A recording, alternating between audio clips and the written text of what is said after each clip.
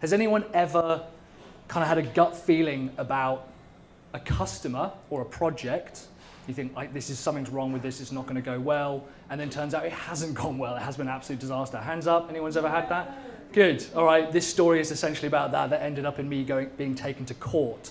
So this was a real fucking, I should have really listened to my gut. And I can swear on this because it's called Fuckup Night, which is awesome.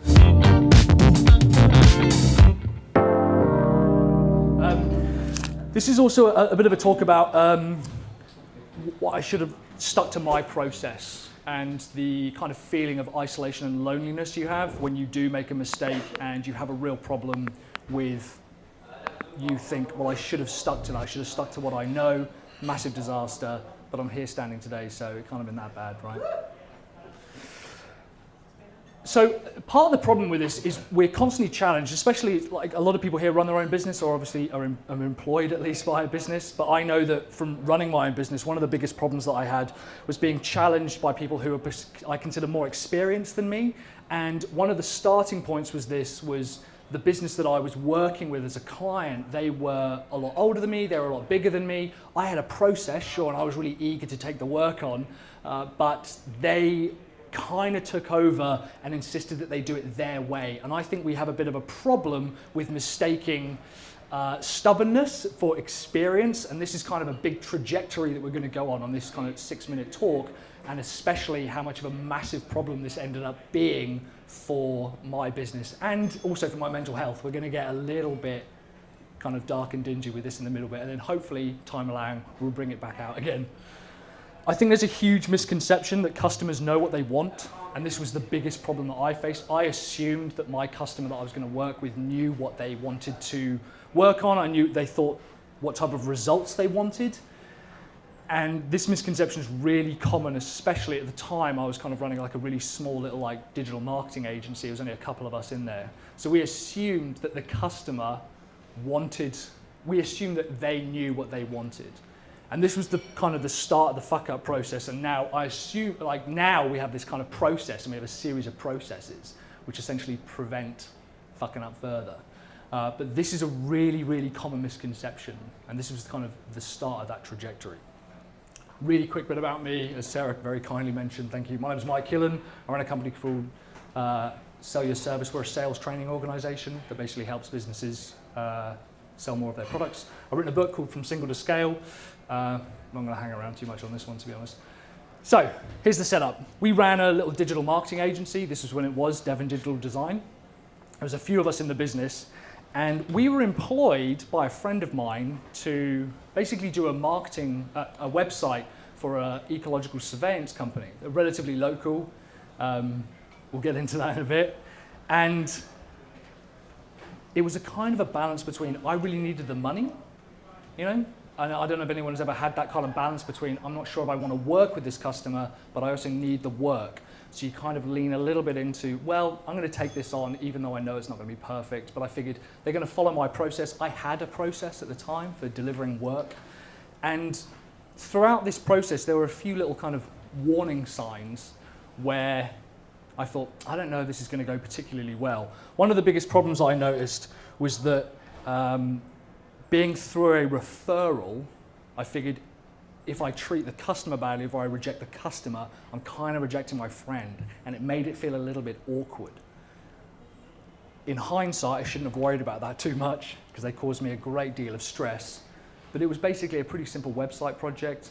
I think at the time we were only charging a few grand for it. Now, of course, we're charging tens of thousands of pounds for our websites, but again, you're starting out, you're relatively nervous, you're relatively new, and because you're new to the game, you have a lack of confidence, which means that you rely more on that previous myth that we talked about where customers either know what they want or you mistake stubbornness for experience. So these were some of the warning signs. Ultimately, they were really difficult to work with, incredibly difficult. We had a budget process, they didn't want to go through the budget process. We had a design process, they didn't want to go through the design process. We had a content process, they didn't want to go through the content process. And every single one of these warning signs should have told me, you need to not work with this customer. But I kept saying, no, well, I need the money. It came through a referral. So there's a lot of conflicting emotions. How it ended up was we sent them a load of designs, and the designs were so abhorrent to them that it was as if I'd given them like just a manuscript smeared with shit. And it was so abhorrent. We had a professional designer who's gone on to do some incredible things, and they basically said they wanted a full refund. And this is the first big fuck up. If they asked for a refund, I should have just given it to them. I should have said, yeah, absolutely, take your refund, lose my number, don't ever call me again. But I didn't. I wanted to fight it, and that's where things started going wrong.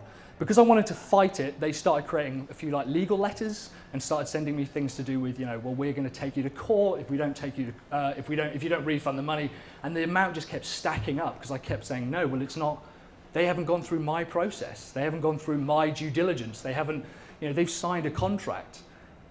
And in hindsight, I would have simply said, yeah, that's absolutely fine. When you're starting out a business and someone wants to take you to court for 20 grand, now, yeah, that's a lot of money. Back then, that's an impossible amount of money. And you feel incredibly isolated. And I think this is one of the problems with fucking up in business, particularly when you run your own business, is it can feel like you're the only person in the world who's gone through that. And the reality is you're not. Now, if I get legal letters through, which we do occasionally, we do a lot of work with American clients to do with content. I'm constantly getting cease and desist letters through, stuff like YouTube content. Fine, add it to the pile. But back then, it's a massive, massive deal. And the biggest feeling I remember having was a feeling of isolation. Ultimately, this is a picture of me, literally as I was about to walk into court. I think it's maybe the second time I've ever worn a suit. But it was it's absolutely terrifying experience. The biggest takeaway that I got from this is now, if you don't stick to my process, that's your problem, not my problem. And now, because of the fuck up, we've actually had ourselves kind of much stronger. We've ended up working with much greater clients. So the biggest takeaway, yeah, for me was, there we go. Ultimately, if you don't fit in with me, that's your problem. We don't mistake stubbornness for experience anymore. I don't think that if a customer is unhappy or they have an objection, that's my fault. It's not. It's actually them. We've done this a lot of times for a lot of clients now. It's actually their problem if they don't fit in with it. And I guess at the point, it was all about trying to fit in with their process because I mistook their experience, their age and their size and the maturity of their business for experience, when in reality, they didn't have anything much more to offer. Thank you very much for listening. That was a really quick talk, so I hope that was okay. Was that all right for time? That's great. Yeah, bang on. Thank you very much. Cheers, guys. Thanks for listening. Have you ever failed in a project, career, or business? Whether you have or not, you can become a Fuck Up Nights organizer in your city, company, or university. Learn how at fuckupnights.com. Join the movement. Fuck up the system.